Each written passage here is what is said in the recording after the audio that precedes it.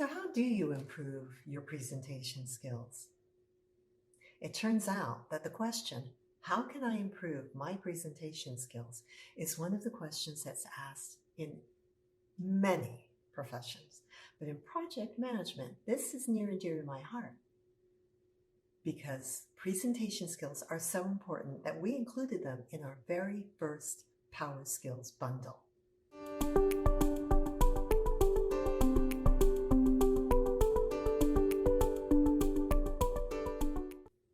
Okay, when you start thinking about presentation or public speaking skills, frequently people get a little bit of anxiety just thinking about having to do it to begin with.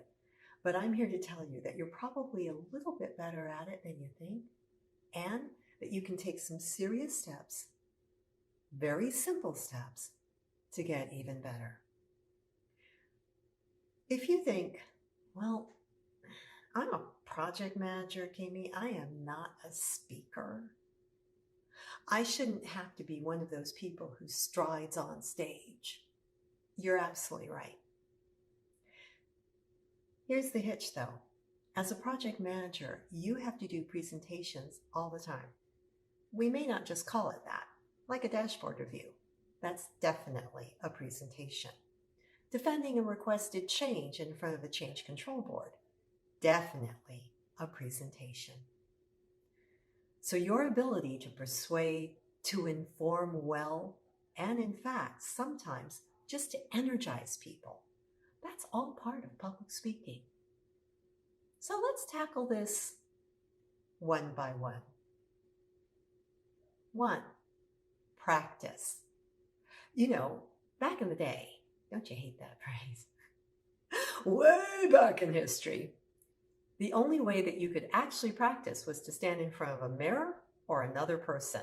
But today's environment includes the double-edged sword of video. And most people have a better camera on their phone than they used to have in their hands as a standalone device. So it's pretty kind of cool. It also means that you may be able to practice without having to get anybody else's schedule involved in that practice. And that's kind of nice at first, but sooner or later you are going to want to practice in front of people. Just make sure that it's people who will give you the gift of absolute candor. Any other feedback is not as valuable to you. When you practice, I want you to, instead of writing a word-by-word script, write an outline.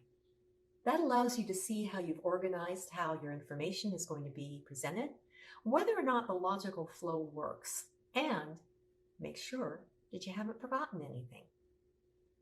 You see, memorizing a word-for-word script presents a whole set of its own challenges, including the possibility that you won't sound like you. You'll sound like somebody reading something that you wrote. And a key point in presentation skills is to make sure that you are relating to the people that you are presenting to. Also, in today's environment, we're doing most of our meetings, most of our presentations, and most of our reviews in a video chat room. And there's something peculiar that happens that can either lower your credibility or raise it. And it has to do with how you are perceived to be connecting with people. Now, in the United States, we're raised to make direct eye contact. As a matter of fact, it's considered often to be a sign of integrity and a demonstration of honesty. So when we can see other people's faces in different parts of our screen, it's very difficult for us not to take a moment and, as they're speaking back to us, look at their eyes in the place that they occupy on our screen. But you see that actually, instead of looking like you're more engaged, looks a little bit like you're less engaged. So practice looking through the camera at the faces of the people who are in your meeting. When you're looking directly at the camera, the sense from the audience is that you are looking directly at me. There's a higher sense of engagement. So record yourself a couple of times. Oh, I know.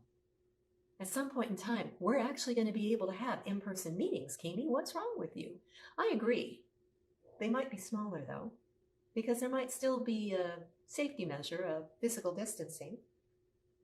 And there are many organizations that are suddenly finding that it's very cool to be able to have people in a hybrid environment. So your team is physically located in multiple places. There might be a couple of folks right in the same locale that you are, people who can go to a shared workspace, but there might not.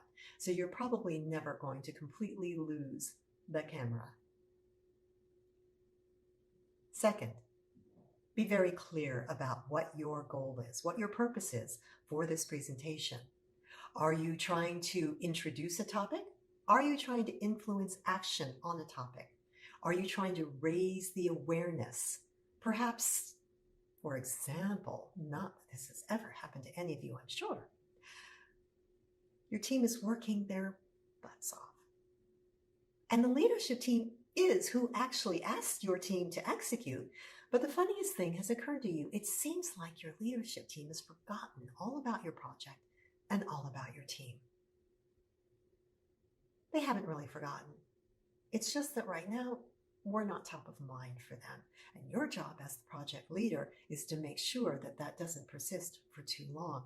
So sometimes your presentation has a combined purpose of updating everybody, absolutely, and also gently reminding them of the great work that your team is doing.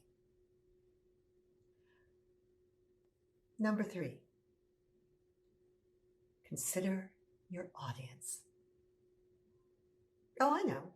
There are some schools of thought that suggest that before you even think about organizing your information, you consider your audience. I don't disagree. I have a very specific reason, though, for asking you to do it in this way. As you go through the process of organizing your information, you will be seeding that in your head so that you won't have to glance down at your notes too often. But if you do glance down at your notes, pause, look back up, and resume your point.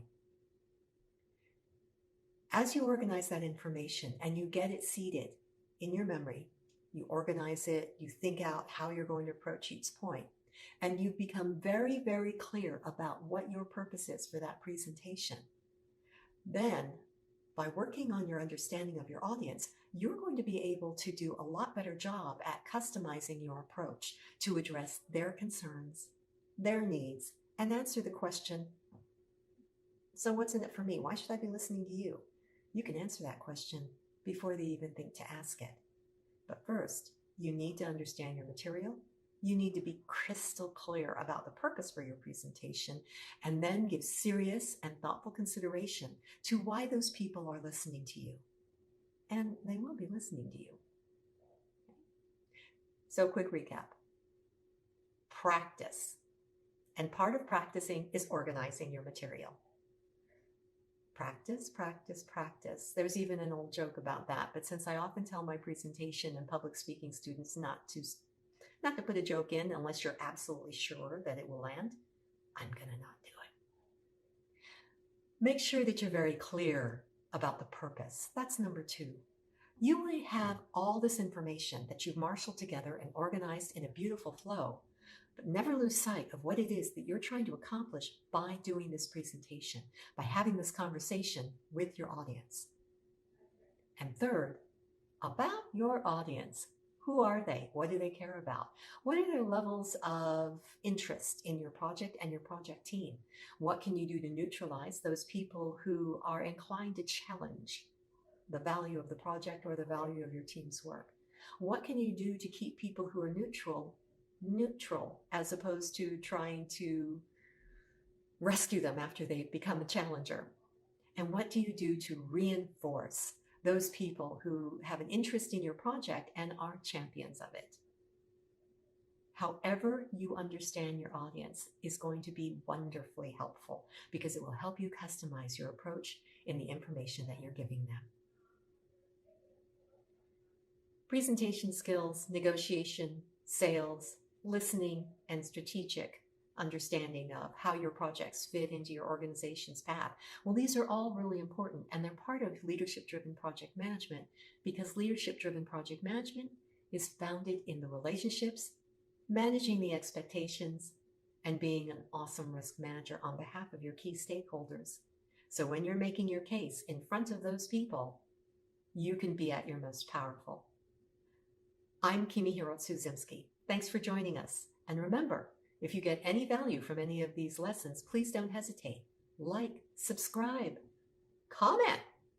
We look forward to seeing you on the next release.